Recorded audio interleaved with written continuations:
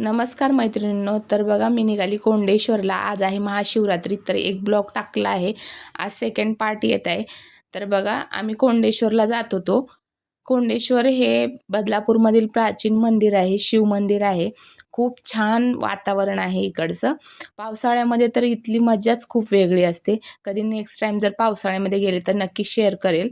आणि तेव्हा बघा एवढी हिरवळ आणि पूर्ण पावसाचं वातावरण असतं, कारण की हे खूप डोंगरावरती आहे आणि तिथे खूप जास्त पाऊस होतो. धबधबे, नंतर वॉटरफॉल बरेच प्रकारे असतात. आणि रस्त्याने जाता जाता असं दिसून येत सगळीकडे लोक जे आहेत ते प्रसाद फराळाचा वाटप करत होते. लोकांचं बऱ्याच जणांचे उपवास होते, आमचेही उपवास होते. म्हणून मग मुलांच्या हट्टापायी मग काय घरी थोडासा फराळ केलाच होता, पण पोरांनी मग घेतलं फराळाचं. त्यानंतर पुढे थोडा वेळ झालं का गेलो तर तिथे बघा कलिंगड वाटप सुरू होतं आणि मीही गेली तिथं कलिंगड घेण्यासाठी. कारण की ऊन खूप लागतंय, त्यामुळं उन्हाळ्यामुळे कलिंगडची इच्छा होणार नाही असं होणारच नाही. त्यामुळं मग आम्ही कलिंगड घेतलं. सर्वच येण्या जाणारे कलिंगडासाठी थांबत होते.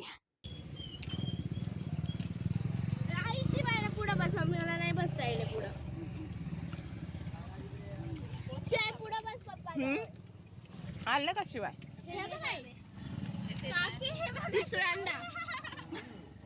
शिवाय एक टरबूज काही जगतायत आणतो. आज उपवासच करायला लागेल. सगळ्या गाडीवरून जाता जाता सगळे तू का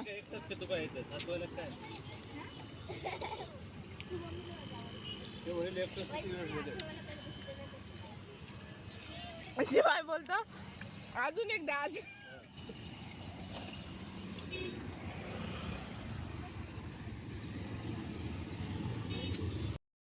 बघा हा किती छान सुंदर दिसणारा डोंगरदरीसारखा वातावरण आहे.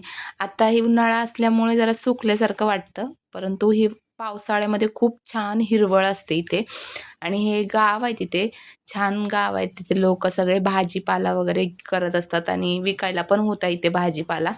त्यामध्ये शेवग्याच्या शेंगा होत्या आणि काकडी आणि बऱ्याच प्रकारच्या भेंडी वगैरे सगळ्याच भाज्या होत्या. कारण की इथे जे पाणी आहे ना, त्या पाण्याच्या ह्याच्यावरती लोक करतात भाज्या. आणि आणि पुढे गेलो तर काय एवढी गर्दी होती इथे, बापरे, की गाड्या लावायला पण जागा राहिली नव्हती. कारण की खूप खूप गर्दी होती. त्यानंतर मग व्हिडिओ घेतला नाही. तर थोडंसं पुढे गेल्यावरती जेव्हा गाडी लावली आणि इथे मुली बघा पाणी प्यायला जात आहेत. जिथे म्हणजे रोडनी जाता जाता खूप सारे असं होतं की सगळीकडे पाणी किंवा आपल्या टरबूज असे प्रत्येकजण काही ना काही वाटत होतं.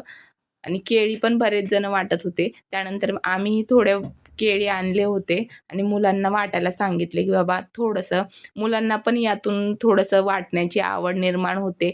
आणि त्यांना तर अजूनच मज्जा वाटत होती, की मी वाटतो, मी वाटतो. तर छानपैकी मुलांनी केळी म्हणजे फराळाचं म्हणून मग लोकांना दिले, कारण की केळी फराळाला छान वाटते आणि थंडही असते. त्यामुळे मुलांना मी वाटायला सांगितले आणि मुलांनी छान अशी केळी वाटून झाले. आम्ही पुढे गेलो मंदिराजवळ, परंतु मंदिराजवळ खूप गर्दी होती. त्यामुळे मुखदर्शनच घेऊन आम्ही रिटर्न बाजूला आलो. त्यानंतर बघा ही एक नदी आहे. मंदिराच्या बाजूलाच नदी वाहते. खूप मोठी नदी आहे. आता सुकलेला दिसत असेल, परंतु जेव्हा पावसाळा सुरू होतो ना, या नदीचं पात्र एवढं भरतं ना, तर कोंडेश्वरचं दर्शनही बंद केलं जातं. तर बघा हे आईचं मंदिर आहे एक. ते पण एकदम दगडामध्ये आहे, म्हणजे डोंगरामध्ये आहे. याचं दर्शन पावसाळ्यात अजिबात नसतं, कारण की खूप मोठा धबधबा इथून वाहतो. ते या साईडला जे कळसाच्या साईडला जे डोंगर आहेत, त्या डोंगरामधून पाणी पडतं आणि सगळ्या मंदिरामध्ये पाणी जात असतं. त्यामुळे इथे पूर्ण दर्शन बंद असतं. असं हे छान असं वातावरण होतं. तुम्हाला कसं वाटलं ते सांगा नक्की. बघा इथे थोडंसं पाणी साचलेलं आहे, पण उन्हामुळे सर्व आता सुकून गेलं आहे. असं छान आणि वातावरणही शांत आणि मस्त होतं, पण जास्त गोंधळ होता त्यामुळं मी व्हॉईस ओव्हर केला आहे. तर बघा असं छान वाटत होतं. गेल्यावर छान वाटत होतं, पण एवढंच की आमचं दर्शन झालं नाही तिथे जाऊन. आम्ही मुखदर्शनच घेऊन आलो. पण या मंदिरामधला जो महादेवाचं मंदिर आहे ना, त्याची पिंड जी आहे ती खूप खोल, म्हणजे बोलतात ना खडकाच्या मध्ये आहे. तरी पण या लोकांनी मोठं मंदिर बांधलेलं. ही पूर्ण इथपर्यंत लाईन होती, 4 ते 5 तास लागत होते. त्यामुळे आम्ही दर्शन न घेता इकडेच दर्शन घेऊन बाजूला झालो, ही माझी मैत्रीण. आणि असं करून आम्ही कोंडेश्वरचं मुखदर्शनच करून बाजूला आलो. इथला परिसर हा लेण्यांसारखा आणि मोठा, खूप मोठा आहे. आणि इथे पावसाळ्यामधली मजा खूपच वेगळी असते. बघा, असं छान हे मोठं मंदिर बांधलेलं आहे, पण पाण्याची व्यवस्था इथं खूप असते. बघा, अशी गर्दी होती. किधर जाना है अभी? अभी जाना है हमें अपने घर। अपने घर जाना है? नहीं तो चलो, तो अभी किधर जाना है तो बोल रास्ते में रुकते रुकते जाना है। तो क्या खाना है? जो मिला वो है, अभी कुछ जो नहीं फ्री में खाना। मिल रहा है वो? जो फुकट का मिल जाएगा वो खाना। पर हमको क्या करना है? फुकट का खाना है, देखो हड्डी इधर पड़ी है, हम सिर्फ पिएंगे। तर संध्याकाळचे बघा, आता दुपारचे 3 वाजले आम्हाला यायला. त्यानंतर आराम केला आणि संध्याकाळचं रुटीन स्टार्ट केलं. तर बघा, हे शेंगदाणे मी आल्यावरती भिजत टाकले होते आणि शिजवून ठेवले. त्यानंतर बटाट्यांचे काप केले आणि तव्यावरती बघा, बटाट्यांचे काप करण्यासाठी तव्यावरती छान असं तेल टाकून घेतलं. तवा गरम झाला तर यावरती मी बटाट्याचे काप टाकून घेतले आणि याला छान असं परतून घेतलं. त्यानंतर आपल्याला सेंधव मीठ टाकायचं आहे. सेंधव मीठ टाकून नंतर छान असं परतून घ्यायचं. याला परतून घ्यायचा आणि या साईडला शिफ्ट केलं का तर मला इकडे भगर टाकायची होती. थोडीशी भगर करून घ्यावी म्हटलं. सगळ्यांनाच उपवास होता मुलांसहित, त्यामुळे मग फराळ करणं जरुरीच होतं. मग त्यानंतर भगर टाकायला सुरुवात केली.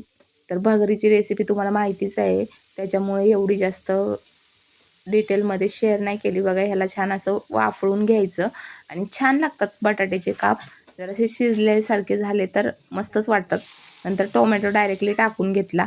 त्यानंतर मीठ टाकलं त्यावरती, जेणेकरून मॅश होतील ते टोमॅटो. नंतर त्यामध्ये बटाटा टाकून घेतला. बटाटा हा छान असा आपल्याला भाजून घ्यायचा आहे. बटाटा छान भाजून घेऊन बघितला तोपर्यंत एका साईडला आपलं बटाट्याचे काप होत होते, तेही हलवून घ्यायचे छान असे. आणि शिजले नव्हते म्हणून मी परत ते झाकून ठेवले. आणि नंतर यामध्ये बघा, इकडे बटाट्यांवरती छान परतून झाले तर त्यामध्ये मी थोडंसं लाल तिखट टाकलं, कारण की हिरवी मिरचीचं टाकलं तर ॲसिडिटीला प्रॉब्लेम होतो, म्हणून मग लाल तिखटाचीच बनवली होती. तर नंतरच्याला त्यामध्ये उकळी आली तर भगर टाकून घेतली, मीठ टाकून घेतलं आणि छान असं झाकून ठेवायचं, जेणेकरून आपली भगर छान शिजेल. आणि नंतर शेंगदाण्याचा कुटा टाकला होता याच्यामध्ये. नंतर झाकून ठेवलं तर बघा, अशी छान आणि फडफडीत होते. आणि जराशी गरम गरम खाल्ली तरच ही भगर छान लागते, नाहीतर मग ती काय होते, एकदम घट्ट घट्ट गोळा झाल्यासारखा होतो. तर फराळ करायला घेतला. मस्त इंडिया वर्सेस पाकिस्तान मॅच चालू होता आणि बघत बघत मस्त चाललं होतं आपलं. तुम्ही काय फराळाला बनवलं ते नक्की सांगायला विसरू नका. इकडे पिऊचा आपला प्रोजेक्ट चालू होता. आणि व्हिडिओ आवडला तर लाईक करा, शेअर करा आणि सबस्क्राईब करा. धन्यवाद.